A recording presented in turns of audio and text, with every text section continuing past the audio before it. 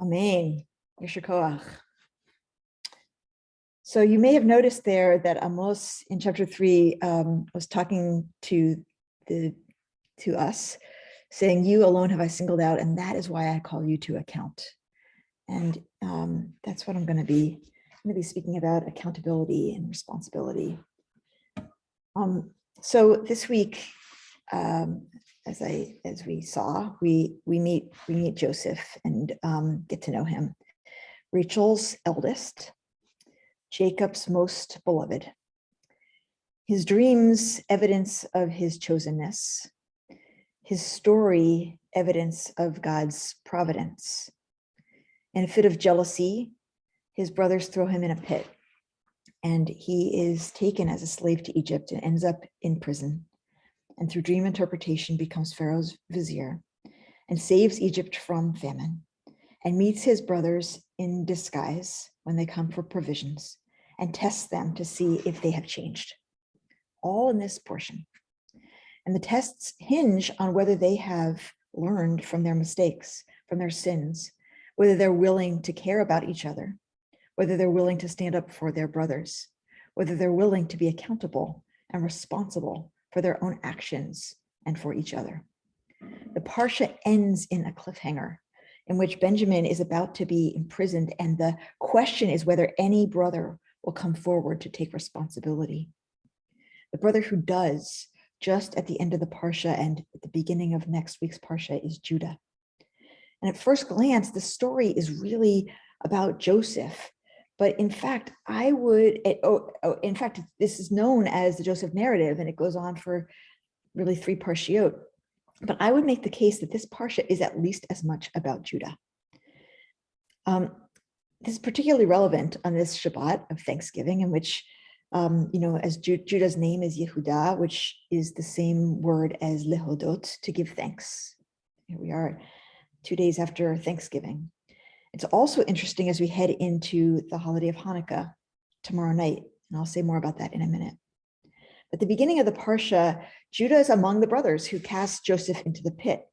He's a leader among them, though he does go to effort to prevent the brothers from killing Joseph, arguing instead that they should sell him to the Ishmaelites for 20 pieces of silver. Untroubled by his act of brotherly betrayal, he participates with his brothers in dipping Joseph's coat in goat blood and letting his father believe that Joseph is dead. Before following Joseph to Egypt, the narrative then follows Judah over the next many years of his life. He marries and has 3 sons. His eldest son, marries a woman named Tamar. And is wicked, the text tells us, and dies childless. Judah instructs his second son, Onan, to marry Tamar and have a child in his dead brother's name. This was the practice and law. Onan refuses to have a child with Tamar, spilling his seed on the ground, and he dies at the hand of God. Judah then sends Tamar away, promising that when the 3rd son grows up, he will give him to Tamar as a husband. Tamar is left a widow through no fault of her own, unable to remarry, with no way to support herself. Many years pass, and Judah does not give his 3rd son to Tamar, effectively abandoning her. After Judah's wife dies, Tamar realizes that she needs to take matters into her own hands, and she dresses as a harlot and sits at the crossroads when she knows that Judah will be passing by. Not knowing who she is, he decides to have sex with her.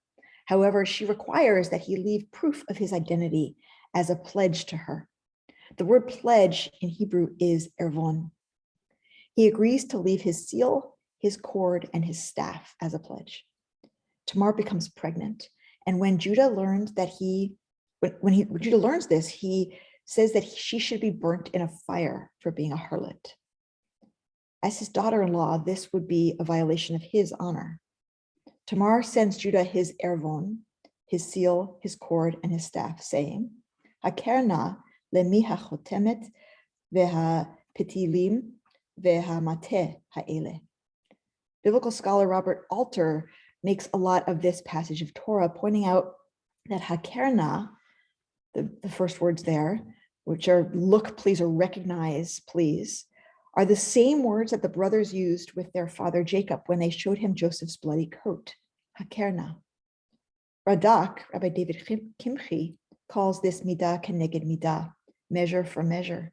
Judah's facing his own history of deception and cruelty as Tamar gently asks him to recognize himself in his actions, to take responsibility, suggesting that he could try to be better than this. And this is a moment for transformation for Judah. He does take responsibility for the first time, saying, Tzadka mimeni. She is more righteous than I, as I did not give her my son Shelah. He makes himself publicly accountable for what he did wrong. In this case, takes responsibility for his actions, vindicating Tamar and releasing her from danger. Such that when the brothers need to go to Egypt with Benjamin to get more rations, and Jacob is terrified that he'll lose Benjamin as he lost Rachel's other son, Joseph, it is Judah who uses the same word Tamar used with him, ervon, pledge, to promise that he will personally see to Benjamin's safety. He says, I will pledge myself for him. You may hold me responsible. If I do not bring him back to you and set him before you, I shall stand guilty before you forever. What a change this man has undergone. So when the Parsha ends and the next Parsha begins with a confrontation between Joseph and Judah, we see two very different figures face to face. Joseph, son of the favored wife, chosen, talented, gifted, divinely inspired and led, never wavering in his faith in God, using his vision to lead the region through darkness toward light, but also living most of his life in exile, a stranger to his own people, assimilated to Egyptian culture, but also the father of two boys who never fight, the culmination and redemption of a book-long story of brothers fighting. Abarbanel points out that Joseph is the ancestor through Ephraim and Menashe of the northern kingdom of Israel, the 10 tribes who will be carried off by the Assyrians and blend into the peoples of the world. And then we have Judah, who lives most of his life in the promised land, who is not favored, the fourth son of the less loved wife, not particularly gifted or talented, has no special relationship with God, is deeply flawed, such that twice we see him willing to sacrifice the lives of people in his family without remorse. But when confronted with his sin, he repents. He learns from the events of his life. He acknowledges his wrongdoing. He changes. He does better. He does the difficult thing. He takes responsibility. And ultimately, he becomes willing to put his own life, his own body on the line for what is right. And that is how the Parsha ends. This is Judah, the person who the southern kingdom of Judea was named for, the person who through Tamar becomes the father of Peretz, the ancestor of King David, and therefore also of the Mashiach, the Messiah. I think about all of the events of our world and of our lives, from climate change to racism, even to the trials of the last 2 weeks. And I like this idea that the Messianic age doesn't come about through Joseph just by going with the divine flow, by being gifted and letting the gift come through you. That's beautiful when it happens. But it comes about by learning from the events of our lives and taking responsibility ourselves to change, fighting to do better and be better, fighting for what's right. Judea is, of course, where the temple stood and where the Hanukkah story takes place, when a Maccabee named Judah and his brothers rebel against and defeat the evil forces of the Greek emperor Antiochus. Joseph allowed that divine voice to flow through him and followed it. He recognized the miracles done for him and he was grateful. Judah had to fight to do what was right, to stand up and be responsible for doing better and being better. On Hanukkah, we have two stories. First, a miracle of light. We recognize the miracle and are grateful for God's presence, guiding us and sometimes saving us. Second, it's a story of a band of fighters who saw that there could be a better world and wouldn't give up against big odds, but were willing to be responsible for bringing that world about. May we experience and acknowledge the miracles in our lives and in our world, and even more, may we take responsibility for bringing about the world that should become. Shabbat Shalom.